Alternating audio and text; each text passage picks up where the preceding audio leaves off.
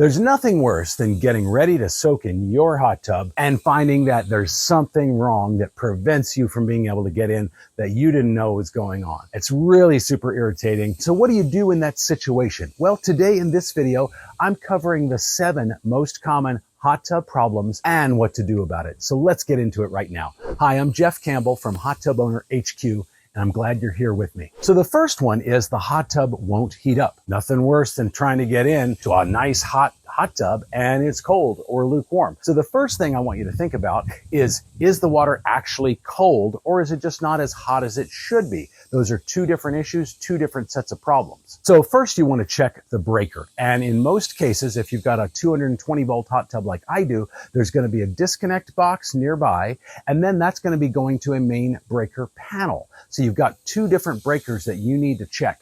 The disconnect box often will be a GFCI breaker, which means a ground fault interrupter circuit, and that may have tripped, or the breaker may have tripped itself, or the main breaker panel breaker may have tripped.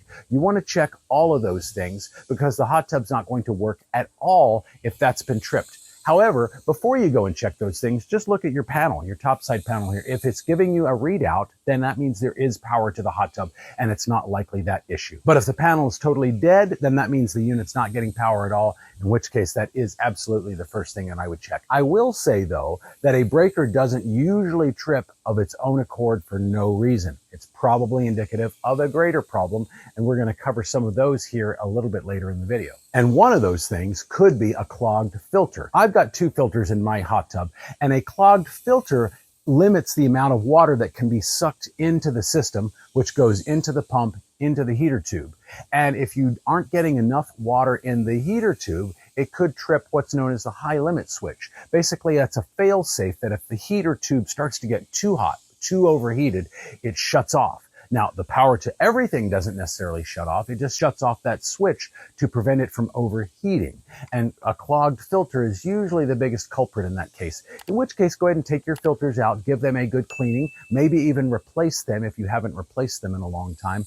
I replace mine about every 18 months or so, but I also stay on top of the cleaning of them. I rinse them off in my kitchen sink with a sprayer about every 3 weeks, and then about every 3 months, I do a deep chemical soak. It really cleans them, and then I rinse those off afterwards. So if you're on top of your maintenance, about every 18 months is good in terms of replacing your filters. If you're not really on top of that, I would do it every 8 to 12 months probably. But if you haven't replaced yours in a long time, start with that. And the last thing with the heater is that it could just be a worn out heater element. There's a silver tube down here behind the control pack, and there's a heater element inside of there, just like in your hot water heater. Those are fairly inexpensive, usually 15, 20 bucks, and can be fairly easy for you to replace. I just replaced my heating element in my hot water heater last week. Pretty easy to do and pretty inexpensive. So you don't necessarily need to call a professional for that. If you're a little bit handy, you have a few tools, just make sure you cut off the water supply, close those gate valves on either side of your pump and your heater so that you're not losing water when you do it. The next hot tub problem could be a noisy pump. Mine's not noisy right now because I always cut the power to my hot tub when I make these videos, but there could be 2 different kinds of noises coming from your pump. One is kind of a grinding sound, and that often means that there's not enough water entering the pump. Basically, the clogged filter problem I just talked about. So if there's not enough water getting in there, it's a little bit on the dry side and it's having to work harder than it would normally. So it's making a deep grinding sound that's unusual. In most cases, we're not talking about a loud pump that's always loud. We're talking about something that's out of the ordinarily loud. The other issue you might hear is a high squealing sound like a pig. And that usually means bad ball bearings in the part that spins. And in that case, unless you're really handy, handier than me, you are going to have to call a professional for that or just replace the pump itself. Replacing the entire pump isn't that difficult. I've done that before. Again, you close the gate valves, you turn the power off, disconnect the union fittings on either side of the pump, and you unscrew it from the base, you pop a new one in, you put everything back the way that one was connected, and you're done. It's not that hard. Pumps could be anywhere from, I'd say, $2 to $3, maybe $500. Not that expensive. given the overall cost of the hot tub. Now, the breaker tripping is another common problem. I did talk about that with regards to the heater, so I don't want to repeat myself there.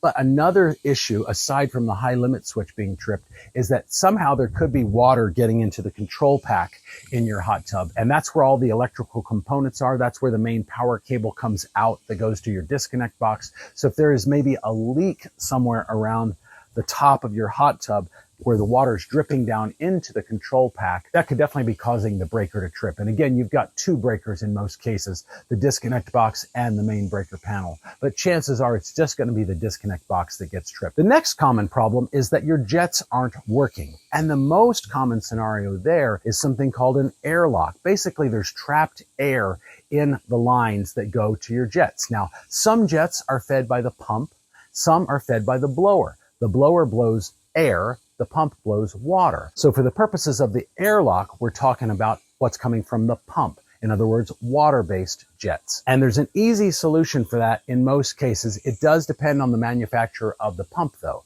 But most pumps have what is known as a bleeder valve. And let me show you mine so you know what to do. Basically, you have to just disconnect it and let a little bit of the air out, reconnect it, and then you should be good to go.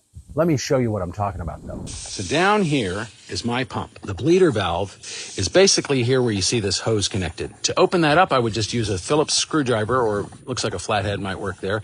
Disconnect that hose entirely. Water's going to slowly start to shoot out of there. Just let that water shoot out for maybe 30 seconds. Reconnect the hose, tighten it back up again, and you should be good to go. That should be enough to get rid of the airlock and get your jets working again. But of course, it is worth pointing out that aside from an airlock, Clogged Filters, our old friend, could also be responsible for the jets not working because they might be preventing enough water from entering the pump, which in turn feeds the jets. Another common problem that people have with their hot tubs are error codes on their topside panel here. And every manufacturer is going to have slightly different codes, and there's a lot of codes that could be showing up, but there's really 4 that are most common across most brands. So I want to cover those with you now, just so that you can be on the lookout for them. The first is FLO, or it might say FLC, and that basically means there's a water flow issue. As you guessed, clogged filters are usually the biggest culprit with regards to that,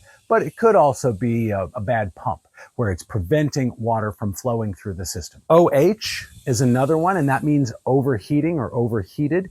Basically means there's not enough water in the heater tube where the heating element is, and it's getting too hot. Along those same lines, you might also see DR or DRY, which means dry, which definitely means there's not enough water in that heater tube. And again, clogged filters or a bad pump are usually the biggest culprits with regards to that. And then lastly, you might see cool, COOL, or some variation of that, which basically means that the water temperature is at least 20 degrees cooler than what you have it set to. Right now here in July in Central Texas, I would love for my hot water to be 20 degrees cooler than what I have it set to. But that's not the world I live in. In wintertime, it would definitely be a problem. So that's what that error code means. Another common problem, and we have touched on this a little bit, is poor water flow. In other words, water flowing through the system, because water enters your hot tub system through the filters. It gets sucked down into the pump, then goes through the heater tube, out of the heater tube on the other side where it's been heated a little bit in many cases. And then that feeds the jets and the water features and things like that. There are, of course, some water features that are fed by the blower if you have a blower, which again, the blower pumps air through the system. The pump pumps water through the system. But poor water flow, again, can be tied to clogged filters or some sort of defect with the pump. And then the next thing that I want to cover with regards to hot tub problems are leaks. And unfortunately, there are a number of different ways that a hot tub could leak. And so it's almost impossible to get into every single possibility. Cracked PVC pipes have happened to me. And really, there's no way around you having to cut that section out, put a new piece in there, glue it in place. I have used rubber hose clamps on either side of a new PVC piece, and that has worked for me. I've also patched small holes with JB Water Weld, which is a kind of an epoxy that's designed to work underwater. And that works really well too. It's not very aesthetically pleasing, but if you're doing something under the hot tub, it's totally fine. does work really well. Also, Marleague Fix-A-Leak product. It's a liquid product that you pour in through the filters. You take the filters out, you turn the jets on so that the suction is going, you pour that in. That works really well for really small leaks at about the size of a dime or smaller. Sometimes, you just have to use a quart of that, but it solves your problem within 48 hours, and you don't have to drain the hot tub afterwards, which is great. But one of the most common problems I want to show you, and that's the union fittings on either side of the control pack. Let me show you that. So this is the control pack of my hot tub. Yours is going to look fairly similar. And these fittings right here on either side are what's known as union fittings. As you can see, there's a Phillips head screw right there, but the whole thing is actually threaded as well. So you can loosen those screws and take each half off if you want, or you can just unscrew the whole thing. Do close the gate valves here. There's one on either side. Close those so that you're not losing all of your water.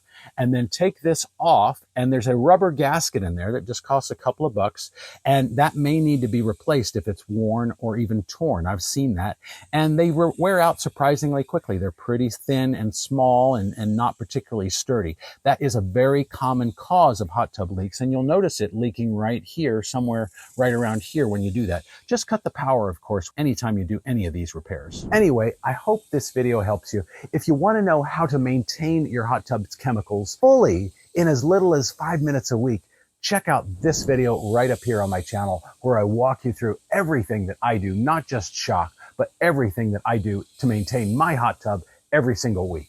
But for now, I'll see you in the next video.